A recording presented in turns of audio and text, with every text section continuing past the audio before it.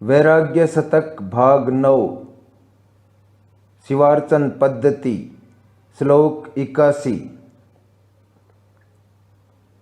सृष्टि के आदि से लेकर अब तक तीनों लोकों में भी कोई ऐसा पुरुष ढूंढे नहीं मिलता जो विषय रूपी मनोहारिणी हथनी पर मस्त हाथी के समान पिल पड़ने वाले मन को बांध रखने में समर्थ हुआ हो। अर्थात मन को वश में रखना प्राणी मात्र के लिए प्रायः असंभव है।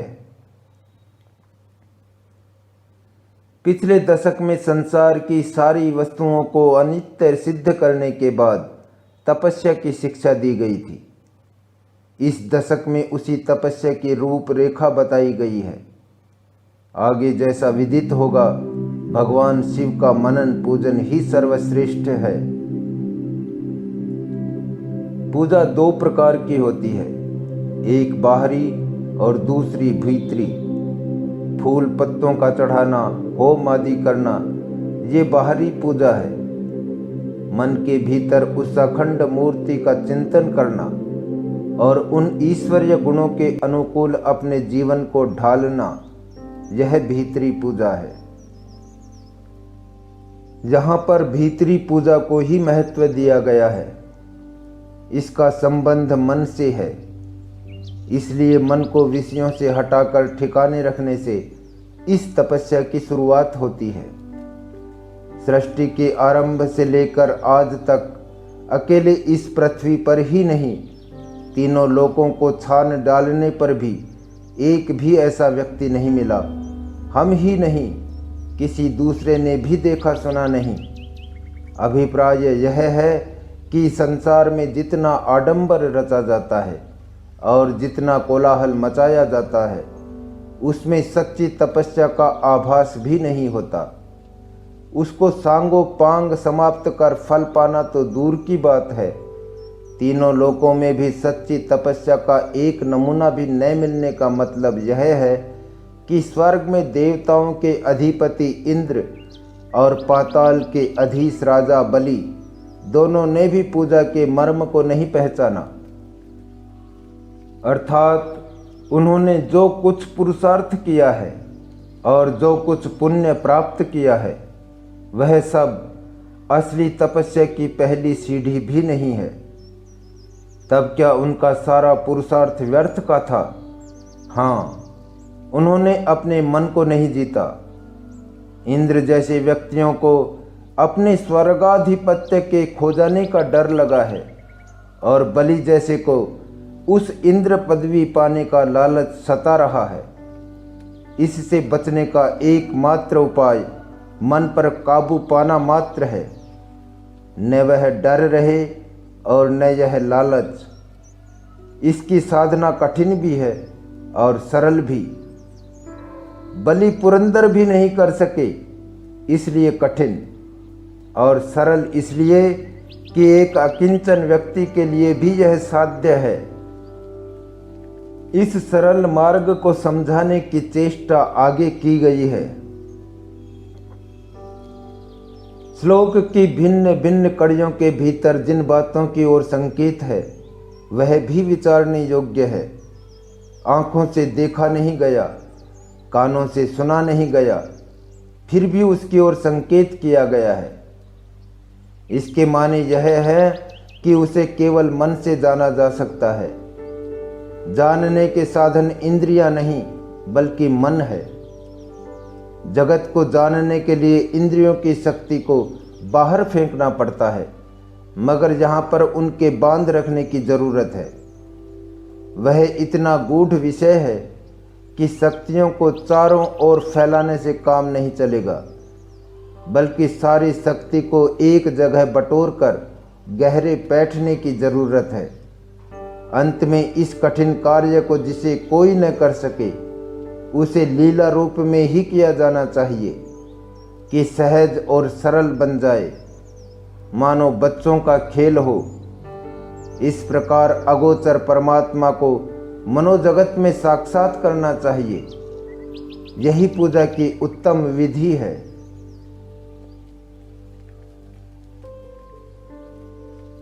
श्लोक 82।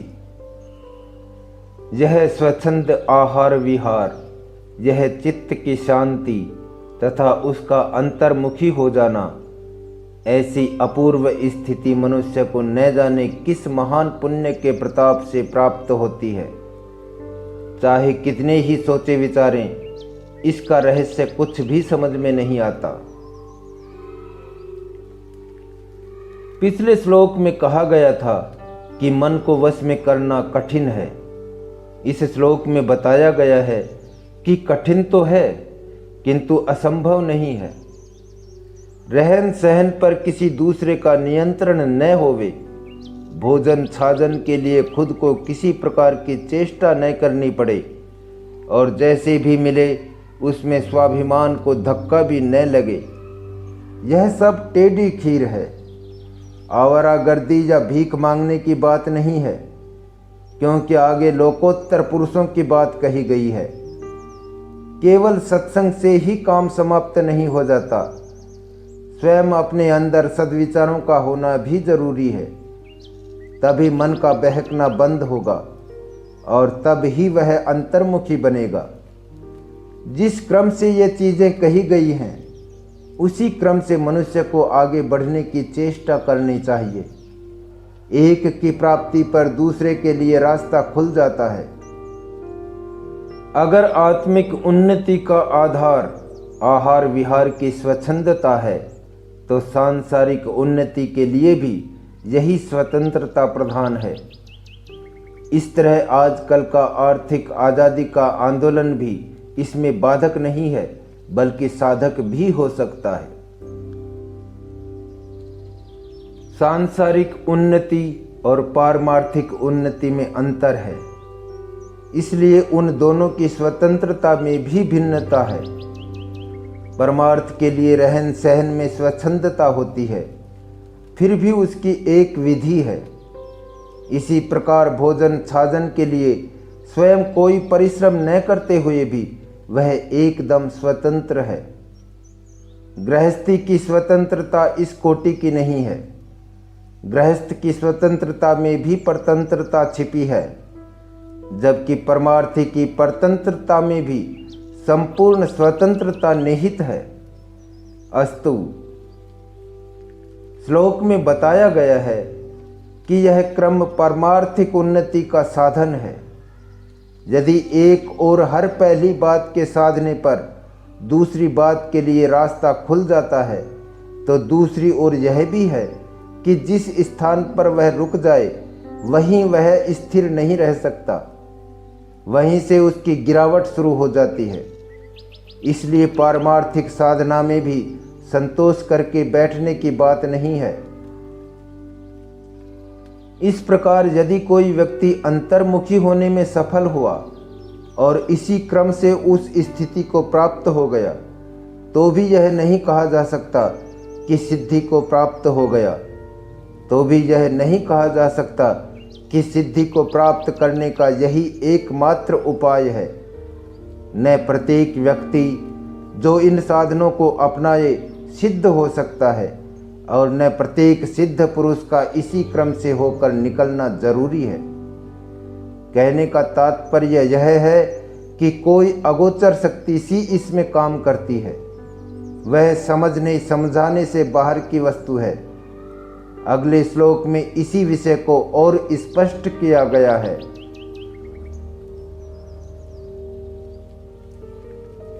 श्लोक 83। सारे हौसले टूट गए, सारी जवानी जाती रही, सारे गुण अकारथ गए, अंत में यमराज भी सिर पर आ धमके। अब बीती बातों पर पछताने से कोई लाभ नहीं। ऐसे समय यदि कोई आसरा है तो अकेले महादेव शिव का है। पिछले श्लोक में कहा गया था कि किसी महान पुण्य के प्रसाद से ही मन अपने वश में हो सकता है। इसमें कहता है कि हम में उसकी इच्छा भी थी और उसे प्राप्त करने योग्य बल और बुद्धि भी थी, फिर भी न हो सका। इस प्रकार यह सिद्ध किया है कि केवल मनुष्य के पुरुषार्थ पर ही सब कुछ निर्भर नहीं है। अभागी व्यक्ति की सारी योग्यता कोड़ियों महंगी जचती है। कारण क्या है? ईश्वर की माया है। यह संचित संस्कार, यह समझ से बाहर है। इसलिए अंत में कहा गया है कि महादेव के चरणों के सिवा दूसरा कोई आसान राह नहीं है। उसी की विचित्र लीला से असंभव बातें घंटों मिनटों में आश्चर्यजनक रूप से संपन्न हो जाती हैं। और यह भी उसी की लीला है कि साधु जीवन, सत्संग, त्याग, तपस्या सब अकारथ जाती हैं और दुनिया हंसती रह जाती है।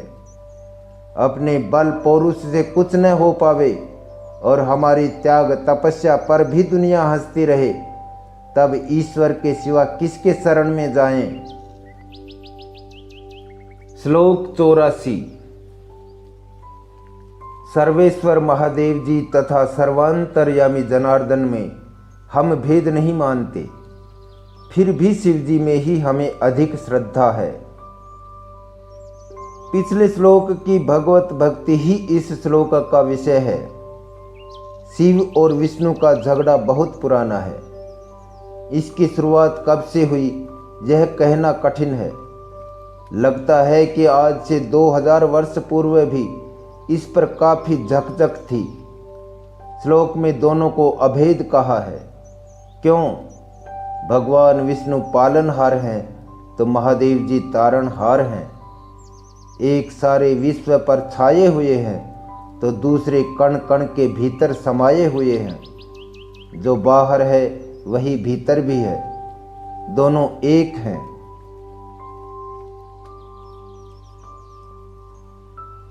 किंतु शिव विष्णु की व्याख्या दूसरे ढंग से अधिक उपयुक्त होगी।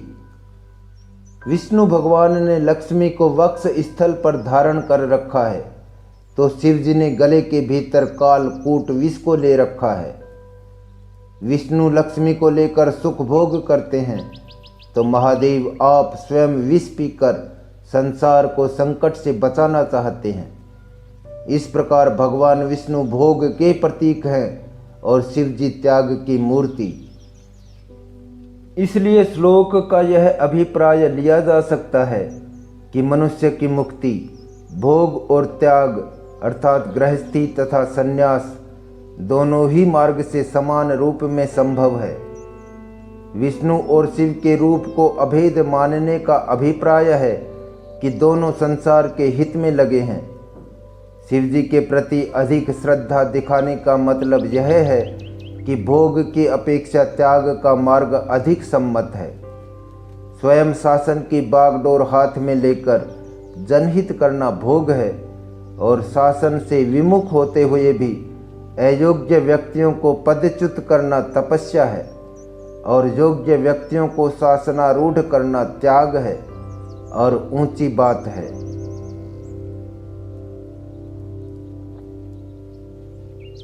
श्लोक 85। वह दिन कब आएगा जब हम इन सांसारिक झंझटों से दूर चांदनी रातों में गंगा जी के किनारे बालू के टीले पर बैठकर खूब दिल खोलकर शिव जी का भजन करेंगे और उस भजन में हम एकदम विभोर हो जाएंगे। पिछले श्लोक में शिव भक्ति को प्राधान्यता दी गई थी। इसमें उसी शिव भक्ति के रूप का वर्णन किया गया है। गंगा जी के तट और चांदनी रातों पर जो जोर दिया गया है उससे शिव जी का सानिध्य अपेक्षित है, क्योंकि शिव जी के मस्तक में चंद्रमा विराजमान है और चोटी से गंगा जी की धारा बह चली है। बालू का टीला इसलिए कि पशु पक्षी भी पास न हों और रात का समय इसलिए कि उनका शब्द भी न सुनाई पड़े। यह तो एक विचित्र स्थिति है। एकांत हो और चांदनी रात हो, मुलायम बालू का बिछौना हो, मंदाकिनी की मंद मंद वायु हो, इस सब से प्रसुप्त मनमथाग्नि प्रज्वलित होगी ही। इसीलिए जीभ पर मनमथारी शिवजी की रट है, उच्च स्वर का आर्तनाद है। आनंद वाष्पों से इस प्रयास के परिणाम की ओर संकेत है। बहुत अच्छा है। किंतु ऐसा अवसर आएगा कब, अर्थात अभी वह स्थिति प्राप्त नहीं है। अगले श्लोक में देखिए किस कमी की ओर संकेत किया गया है। श्लोक 86। भूत दया से प्रेरित होकर सर्वस्व दूसरों को देकर दुनिया में दैव गति पर विचार करते हुए किसी पावन वन में शिव जी के भजन में हम अपना जीवन बितावेंगे। पिछले श्लोक में जिस कमी का अनुमान किया गया था वह इसमें स्पष्ट किया गया है। सर्वस्व दूसरों को दे डालना तथा विगुण परिणाम, इन दो शब्दों में परस्पर संबंध मालूम होता है। धन जायदाद ही दुनिया में विगुण परिणाम के कारण है, इसलिए सब कुछ लोगों में बांट देने की बात कही गई है। फिर भी संसार का दुख नहीं मिटता, इसी को दैवगति कहा गया है। अंत में अपने को लाचार पाकर पुण्यारण्य में भगवान की शरण लेता है। क्या बस्ती में चारों ओर दुख ही दुख भरा पड़ा है? यदि है तो क्या उसके निवारण का यही उपाय है? यह बात मनुष्य के सामर्थ्य के परे की बात मालूम होती है। तभी तो इसको दैवगति कहकर छुट्टी पाने की चेष्टा की गई है। स्वयं पाप के भागी न बने, दुख के कारण न बने, इसलिए सर्वस्व स्वाहा कर दिया। आगे पाप न होने पावे, इसलिए वनों में बस गया। इसमें संदेह नहीं कि उस अकेले व्यक्ति को किसी न किसी तरह कुछ शांति अवश्य मिल जाती है, किंतु समूचे संसार का सुख अब भी आकाश कुसुम ही है। समाज को सुखी देखना चाहते हैं पर अपने को असमर्थ पाते हैं। कम से कम अपने ही को शांति मिले इसलिए वन में जाते हैं, तपस्या करते हैं। कदाचित इससे उनका कल्याण भी होता होगा। क्या अकेले अपने कल्याण की चेष्टा करना स्वार्थ नहीं है? नहीं, दूसरों के दुख से दुखी होना, उस दुख के लिए सर्वस्व स्वाहा कर देना, फिर अपने से दूसरों को पीड़ा न पहुँचे इसलिए खुद भोगना, यह सब पुण्य कार्य ही है, क्योंकि यह परोपकार है, पापाचरण नहीं है। सर्वस्व शब्द भी विचारने योग्य है। सर्वस्व में अधिक या कम का सवाल नहीं है। जो कुछ जिसके पास हो वही उसका सर्वस्व है, और सर्वस्व चाहे किसी का अधिक हो या किसी का कम, सब बराबर है। चक्रवर्ती राजा के लिए साम्राज्य सर्वस्व है, तो एक कंगाल के लिए उसकी चीर छप्पर ही सर्वस्व है। दोनों को अपनी अपनी चीज़ें समान रूप से प्रिय हैं। राजा साम्राज्य को तिलांजलि दे और कंगाल कुटिया को फूंक दे, दोनों का त्याग समान ही है। उस त्याग के बाद दोनों की स्थिति समान है, तो उस त्याग से पहले भी वास्तव में समान ही थी।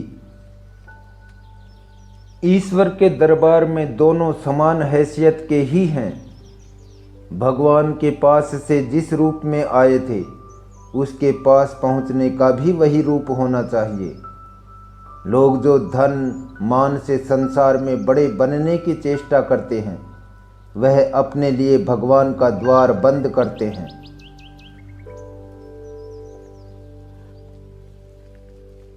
श्लोक 87।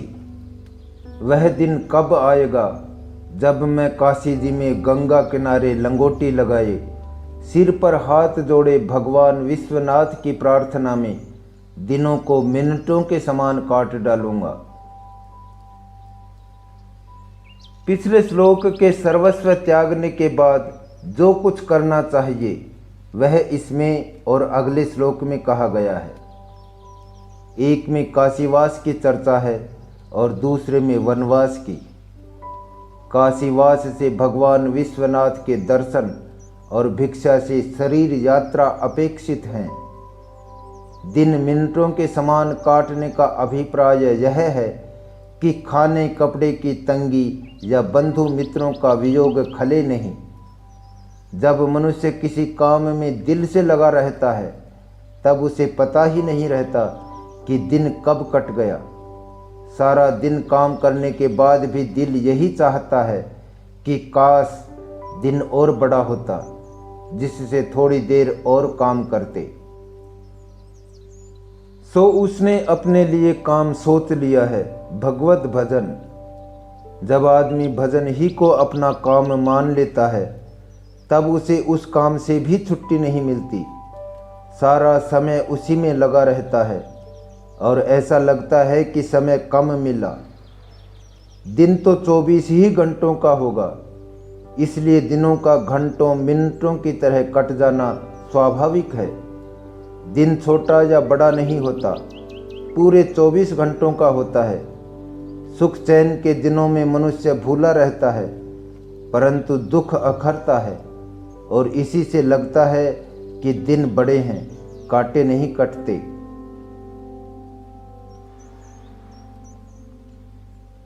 श्लोक 88।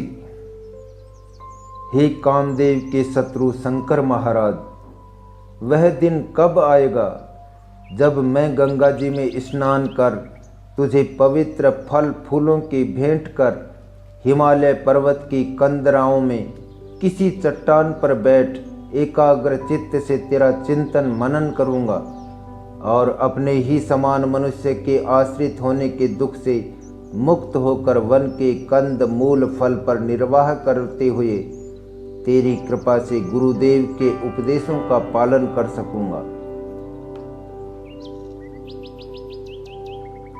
पिछले श्लोक में काशी जी के पुण्य क्षेत्र में रहने का अभिप्राय था श्री विश्वनाथ जी के दर्शन करना और भिक्षा पर निर्वाह करना।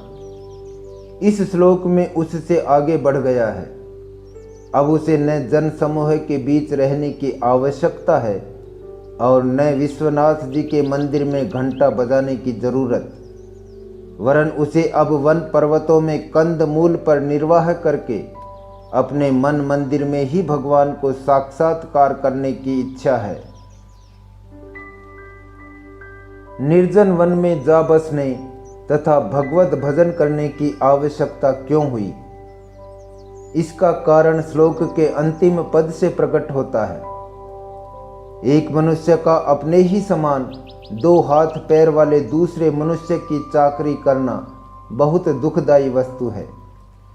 यदि समाज में विषमता नाम की कोई वस्तु तक न हो, चारों ओर समता का साम्राज्य हो, अपमान का एकदम अभाव हो, तो शायद किसी भी मनस्वी को इस प्रकार तपस्वी बनने की नौबत न आए। क्या सचमुच अपने जैसे मनुष्य की चाकरी से मुक्ति पाना ही तपस्या का उद्देश्य है? क्या इसी को मौत कहा गया है? वन पर्वतों में जा बसने से निजी शरीर को तो छुटकारा मिल जाता है, किंतु इससे समाज का उद्धार कैसे हो सकता है? समाज के सब लोग ऐसी ही तपस्या की शरण लें तो वन भी बस्ती बन जाए। वन में भी कंदराओं के लिए मार काट होने लगे, कंदमूल का अकाल पड़े। इस पर थोड़ा सा विचार करने पर आकुलता बढ़ने लगती है। कदाचित इसीलिए स्मर अरि के शब्द का उपयोग किया गया है। कामदेव को भस्म कर डाला था, इसीलिए महादेव जी का नाम स्मर अरि है। स्मर अरि शब्द से यह झलक निकलती है कि समाज की विषमता के स्मरण मात्र से कष्ट होता है। इसीलिए प्रार्थना की गई है, हे भगवान उसका ध्यान भी न आवे। संसार के सारे सुख दुख भावना मात्र ही तो हैं। यह भावना भी दूर हो जाए तो तब चिंता किस बात की।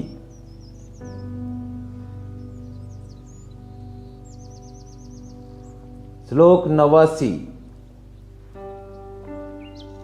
मन में किसी से राग द्वेष न हो, एकदम एकाकी रहूं।